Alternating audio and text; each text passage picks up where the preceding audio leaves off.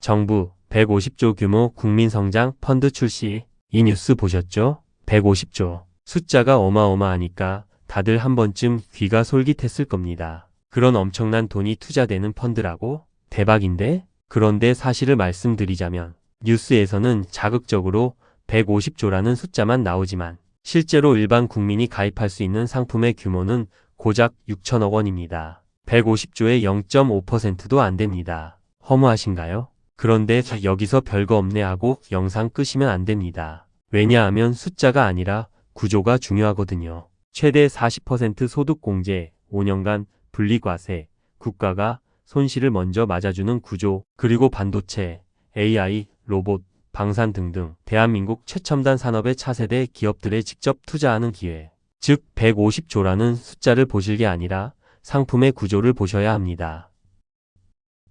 시작부터 가장 큰 오해를 풀겠습니다. 많은 분들이 이렇게 생각하세요. 정부가 150조짜리 펀드를 만들었고 나도 거기 가입할 수 있다. 반은 맞고 반은 틀립니다. 150조 원 국민성장 펀드는 정부가 앞으로 5년 동안 대한민국의 첨단 산업, 생태계 전반에 자금을 공급하겠다는 전체 정책의 이름이에요. 전 정부에서 진행하던 12대 국가전략기술투자의 확대 버전이라고 볼 수 있겠습니다. 그중 2026년에 먼저 투자되는 돈만 30조 원이고요. 투자금은 직접 투자, 간접 투자, 인프라 투자, 대출로 나뉩니다. 그 안에서 일반 국민이 실제로 가입할 수 있는 상품이 국민참여형 국민성장 펀드입니다. 이 상품의 규모는 얼마냐고요? 6천억 원입니다. 150조가 아니에요. 실망하셨나요? 하지만 규모가 작다고 해서 별거 아닌 상품이 아닙니다. 150조짜리 첨단 산업 투자에 국민이 직접 참여할 수 있는 창구입니다. 도로에 비유하면요. 150조는 대한민국 미래 산업으로 깔리는 거대한 고속도로라면 국민참여형 국민성장 펀드는 그 고속도로에 일반 국민이 올라타는 진입로입니다.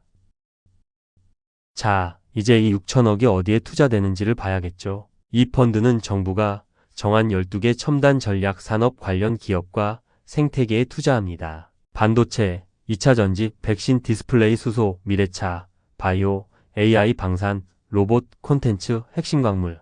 요즘 세계 경제의 패권 싸움이 벌어지는 바로 그 분야들입니다. 그런데 여기서 중요한 게 하나 있어요. 이건 삼성전자나 하이닉스 주가 부양하려고 만든 펀드가 아닙니다. 그 대기업들 뒤에서 장비 공급하는 회사, 인프라 구축하는 회사, 아직 상장도 안 됐지만 기술력 있는 스타트업들 등등 이런 차세대 기업들에 돈을 대는 구조예요. 실제로 투자 조건을 보면 이게 아주 명확합니다. 결성 금액의 60% 이상을 첨단 산업 기업에 넣어야 하고 또 그중 30% 이상은 비상장 기업이나 코스닥 기술특례 상장사의 신규 자금으로 들어가야 합니다. 반대로 코스피 대형 상장사 투자는 10% 이내로 제한됩니다. 이게 무슨 뜻이냐면 대기업 주가 부양용으로 쓰이지 못하도록 막아놓은 겁니다. 기술은 있는데 돈이 없어서 성장 못하는 기업들의 실탄을 넣겠다는 거죠. 이런 구간을 죽음의 계곡이라고 부릅니다. 예를 들면 시제품은 나왔는데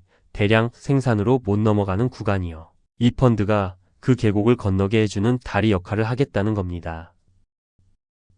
이 펀드의 구조 이야기도 짚고 넘어가야 합니다. 정식 명칭이 무려 환매금지형 사모제 간접 공모펀드. 이름은 어려운데 구조는 생각보다 단순합니다. 먼저 환매금지형이라는 것은 한번 투자하면 일정 기간 펀드를 계속 들고 가야 하고 돈으로 바꿔달라고 할 수 없다는 겁니다. 그리고 사모제 간접 공모펀드라는 말은 사모펀드에 다시 투자하는 공모펀드라는 말입니다. 일반 투자자들이 가입하는 것은 공모펀드 즉 누구나 가입 가능한 일반적인 펀드입니다. 근데 그 공모펀드가 직접 기업에 투자하는 게 아니라 중간에 자펀드들을 끼고 들어갑니다. 그 자펀드들이 실제로 기업을 고르고 돈도 집행하는 거예요.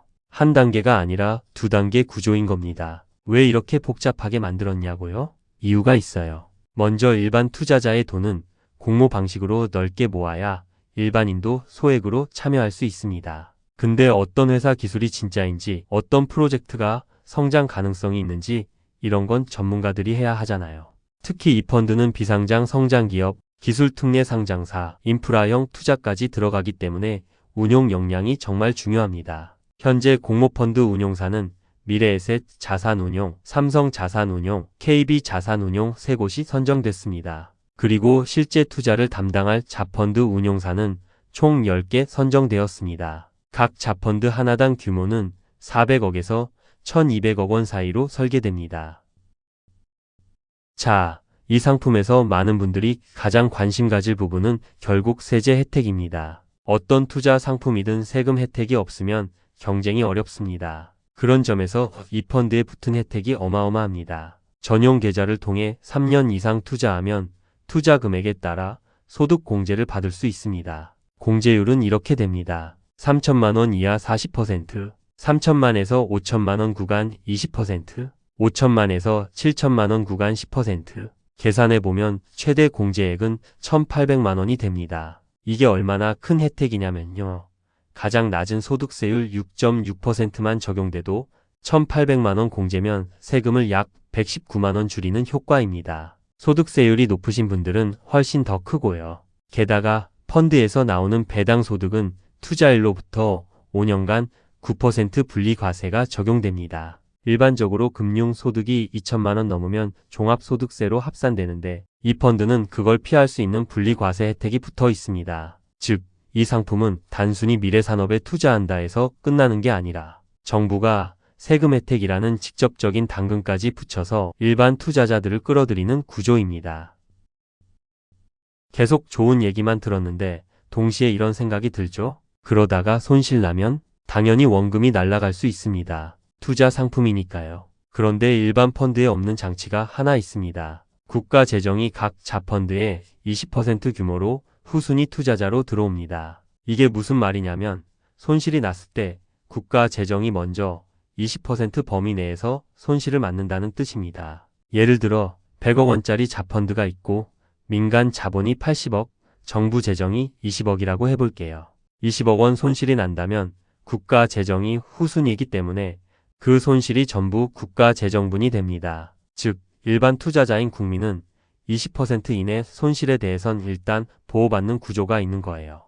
단 20%를 넘어서는 손실이 나면 그 이상은 민간 투자자도 함께 부담합니다. 그러니 이걸 원금 보장이라고 오해하시면 안 됩니다. 즉, 정확히 말하자면 손실 완충 장치가 깔린 구조입니다. 장점만 보면 안 되죠. 이 펀드의 주의사항도 짚어드리겠습니다. 첫 번째, 이건 장기 투자 상품입니다. 소득 공제 혜택을 제대로 받으려면 3년 이상 유지해야 합니다. 중간에 자금을 빼면 세제 혜택이 추징될 수 있어요. 물론 퇴직, 폐업, 질병 같은 불가피한 사유는 예외로 인정되긴 합니다. 짧게 사고 파는 스타일이시면 이 상품은 잘 안 맞아요. 두 번째, 환매 금지형입니다. 5년간 중도 환매가 안 돼서 일반 공모 펀드처럼 내일 팔겠습니다. 이게 안 됩니다. 중간에 급히 돈이 필요해도 쉽게 뺄 수 없는 구조예요. 다만 상장이 되면 팔 수 있다고 합니다. 세 번째, 투자 대상이 성장 잠재력은 있지만 리스크도 높은 기업들입니다. 삼성전자 같은 안정적인 대기업이 아니라 아직 검증이 덜 된 비상장 성장 기업들이 많이 들어갑니다. 그러니 기대 수익도 높을 수 있지만 반대로 손실 가능성도 있다는 걸 인지하셔야 해요. 결국 이 상품은 짧게 사고 파는 투자가 아니라 대한민국 첨단 산업 성장에 내 돈을 5년 이상 묶어두는 장기 투자에 가깝습니다.